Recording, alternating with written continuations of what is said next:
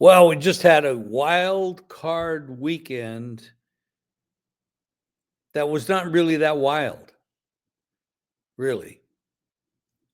There were no close games until the final one. Now, we still have one more game tonight, which is Monday night. The first game, the Chargers-Texans, the Chargers came in a little bit of a favorite. And, okay, what were the reasons they were the favorite? Because they got Jim Harbaugh at coach. They got Herbert at quarterback.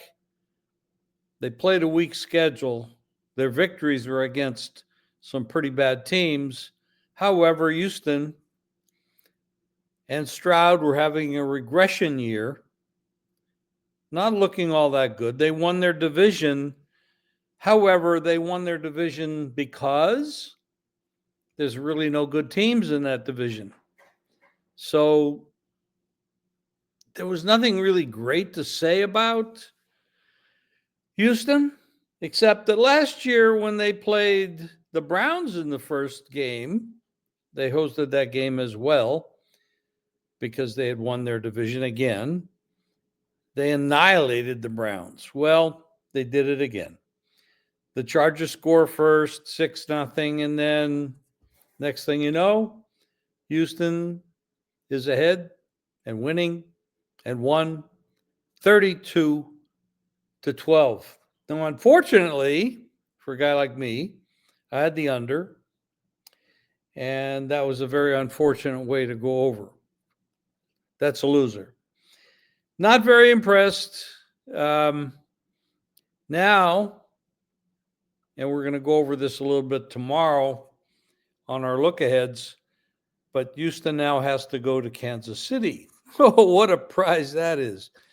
Go to Kansas City, winning 2 Super Bowls in a row, going for a three-peat, getting a little bit healthier. Andy Reid, Spagnuolo, Mahomes. That's going to be a party. Big number. We'll talk about that one tomorrow. Next game would be the Pittsburgh Steelers. A mess. Come into the playoffs, losing 4 straight games under Tomlin. Russell Wilson, who is definitely burned out and done. By far done.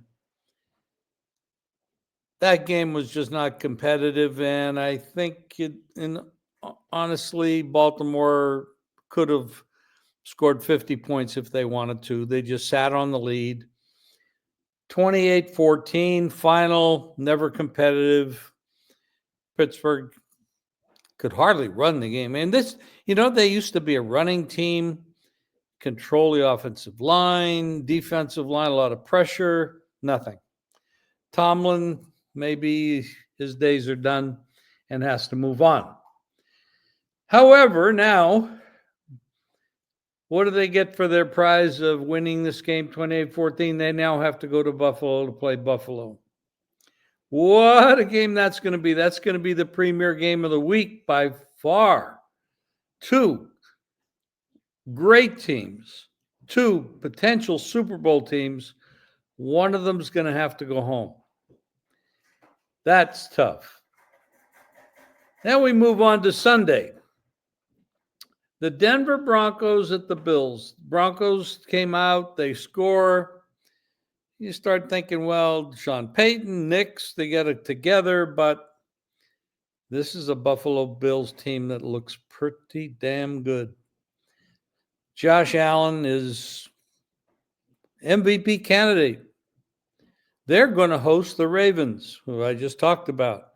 Final score of this game, 31-7. Another game that's not even close, not competitive, nothing. An absolute zero from an entertainment standpoint. And it goes under the total. So we've had one game go over. The Ravens game went under. I had that game under. This game goes under. Big spread on this game, total-wise, 50 points. Way under. That's because Denver just couldn't put up any points. Totally outclassed. So now we have 2 unders and 1 over. And the 1 over was probably the game that should have gone under as well. So in reality, it should have been 3 unders. Then we get to the Packers and Eagles. And I'm going to tell you something about this Packer team. I am not sold on Love as being the answer for the Packers. He is careless. He was careless in college. He's been careless in the pros. He had that one streak last year at the end of the season where he was like magnificent. And they went down to Dallas and blew out Dallas and almost won the next game, et cetera, et cetera. But I'm not impressed with this guy. I don't think he's all that much right now. It's got to have some coaching to get him his skill level up, and he's got to be a little bit more careful with the ball. But this game was not close either. And you got Jalen Hurts coming in off the concussion. He hadn't played in 3 weeks. He didn't look sharp. And I mean, they went for a long time in the game, didn't even throw a pass. They just ran. They win the game 22-10. Another under, another non-competitive game. Here we are, 4 games in, 3 unders, 1 over. And now we go to Washington and Tampa. Tampa's at home, small favorite, big spread, about a 50-51 total. A lot of mistakes in this game. And I've been talking Baker Mayfield this, Baker Mayfield that. I'm really a big fan, but he made some mistakes in this game, and that one turnover at the end when the game was tied, and they gave this game away. And now I'm not taking anything away from the Commanders. Jalen, Daniels is really, really good. He's going to be a hell of a pro. Stay healthy, have a great career. Awesome player. Great find in the draft. But in this game, the Commanders win the game. Upset. They won on the road. This is the first game where we had a real upset and a real competitive game. I was not impressed with the way the Buccaneers were coached. I was not impressed with the way they played the game. I was not impressed with their turnovers. But the Commanders win the game. And what do they get for the prize? They got to go play the Detroit Lions, coming off the bye, getting healthier, the team that just sort of destroyed the Minnesota Vikings. This is going to be a war for the Commanders to bounce back and be able to play in this environment. They're indoors, they're on the road. Commanders win 23-20, another under and a dog winner. So now we move on to the divisional round after tonight's game, where the Minnesota Vikings visit. Well, they go to Arizona, play in Glendale against the Rams, who had to move because of the fires. Now, I got to bring this point up.